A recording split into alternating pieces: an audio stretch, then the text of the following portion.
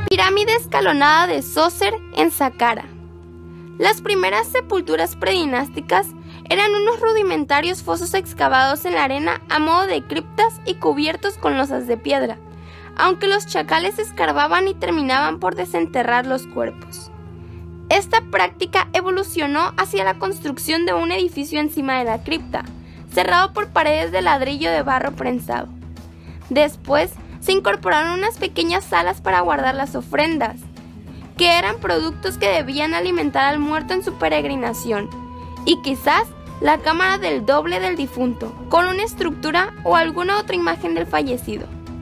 Estas tumbas tenían forma de tronco de pirámide de base rectangular. Además, tenían bastante parecido con los bancos adosados a la fachada de las viviendas árabes en Egipto. De ahí proviene su nombre, mastabas, en árabe, banco. Si hubo alguna vez una revolución perdurable y radical en la arquitectura egipcia, fue la protagonizada por el faraón Zoser y su arquitecto y primer ministro Imhotep, con la construcción de la pirámide y el complejo funerario en Saqqara. Las innovaciones introducidas por Imhotep fueron de dos tipos. En primer lugar, sustituyó los materiales habituales, que eran el ladrillo de barro prensado, haces de papiro y troncos de árbol, por la piedra caliza labrada. En segundo lugar, inventó literalmente la pirámide. La pirámide escalonada se alza sobre la mastaba de la primera planta, cuyas interioridades alojan la tumba subterránea excavada en la meseta de roca. Los muros de esta cámara mortuoria fueron revestidos de cerámica vidriada verde imitando tallos de papiro y madera, una evocación de las esteras de cañas de las paredes del Palacio del Rey. Para alojar las tumbas de otros miembros de la familia de Zoser, la mastaba fue ampliada lateralmente, pero más adelante se decidió transformar la mastaba horizontal inicial en un monumento piramidal, disponiendo 4 mastabas más encima de la primera, que se convertiría en la base de la pirámide escalonada. Otro cambio fue ampliar aún más la base y aumentar de 4 a 5 el número de mastabas superpuestas. El resultado, una monumental pirámide escalonada revestida de finas losas calizas blancas. Las pirámides de Gizeh. Las pirámides de Gizeh es considerada una de las 7 maravillas del mundo, especulando que es uno de los monumentos antiguos que le han dedicado estudios científicos y cualquier tipo de conjeturas más o menos banales. Esta pirámide representa la culminación de edificación piramidal, no superada por cualquier otro monumento egipcio. Cada una de sus caras están perfectamente alineadas a los 4 puntos cardinales.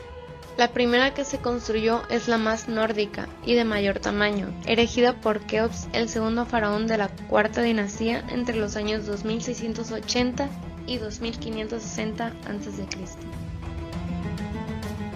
La siguiente, que está dirigida al sur de la anterior, fue construida por el hijo de Keops, Kefren, el tercer faraón de la misma dinastía.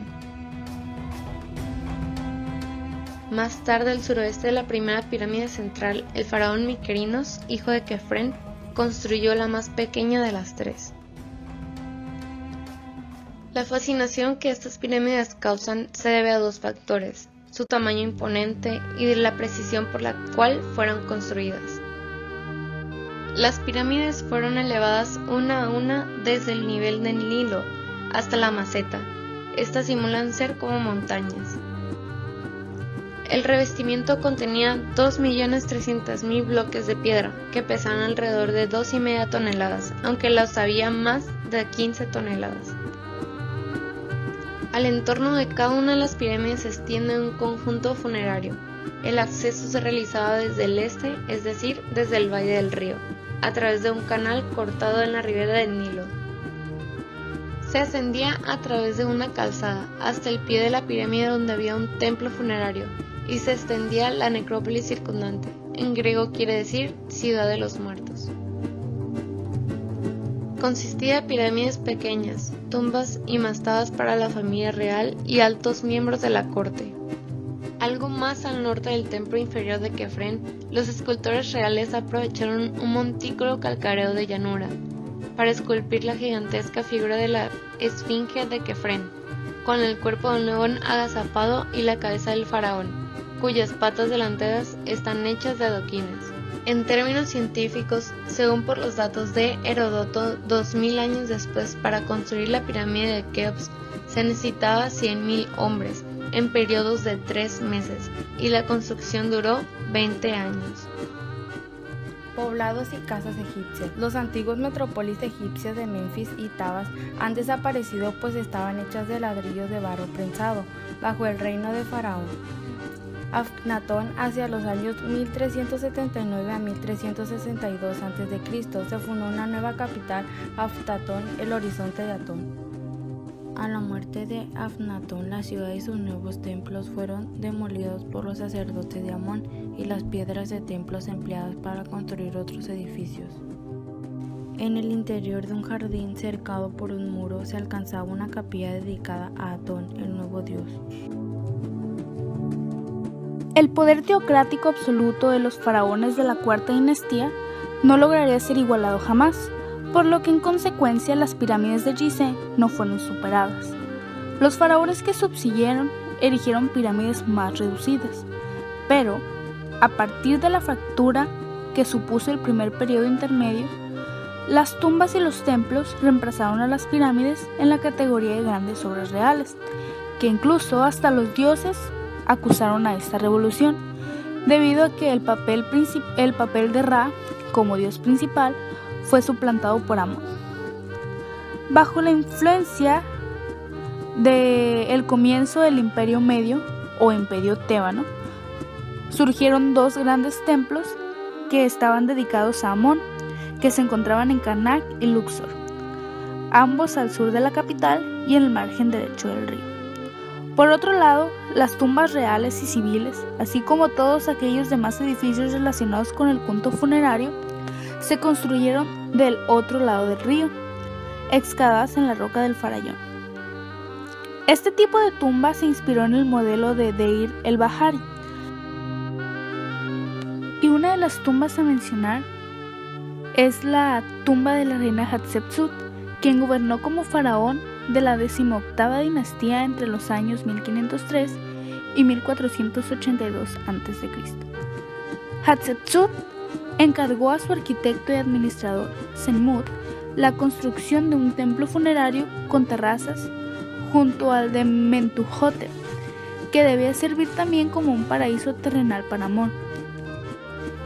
Todo el conjunto toma del modelo antiguo las imponentes columnatas abiertas y la organización geométrica espacial basada en la axialidad y la ortogonalidad, lo cual es un rasgo característico importante, y hay que destacar que el modo como Senmut adaptó la construcción al medio natural, integrando lo que son terrazas en los escalonamientos naturales del terreno, mientras que las líneas marcadas por las columnatas evocaban la verticalidad de las cavidades producidas por la erosión en la cara de la montaña, consiguiendo así que se lograra una fusión visual entre la montaña y el templo creado. El templo de Amón en Karnak. El templo egipcio, el edificio público más importante de la época del Imperio Medio, era mucho más que una iglesia, tal y como solemos entender este concepto hoy. Era también lugar de residencia y adiestramiento para el inmenso aparato burocrático del país. Los grandes templos incluían escuelas, universidades, bibliotecas y archivos. Eran centros de administración gubernamental, de estudio científico y médico. El templo de Amón en Karnak, al sur de Tebas, se convirtió gradualmente en el centro administrativo y religioso del Imperio egipcio. Su carácter de lugar sagrado de importancia local se remontaba a la época del Imperio Antiguo. Pero a partir del siglo X, dinastía empezó a adquirir preeminencia, convirtiéndose en el lugar sagrado más importante de todo el país. Dado que el templo de Amón en Karnak ha adquirido una complejidad excesiva a raíz de las diversas ampliaciones, el templo de Khonshu, construido por Ramsés III hacia el 1170 a.C., resulta mucho más ilustrativo sobre los componentes básicos del templo del Imperio Nuevo por sus menores dimensiones. El pilono estaba coronado por una gola egipcia y tenía unas ranuras en el paramento inclinado que servían para sujetar los mástiles sobre los que ondeaban estándares de brillantes colores.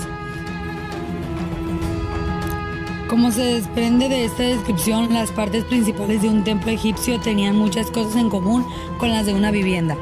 Con su patio de entrada ajardinado, sus salas de recepción, cuyo techo estaba sostenido por una serie de columnas pintadas, y sus cámaras privadas. El gigantesco templo de Amón en Karnak sigue ese mismo modelo. El núcleo del santuario, ya de por sí considerable, un tamaño unos 81 por 52 metros, aparentemente sobrevivió el Imperio Medio,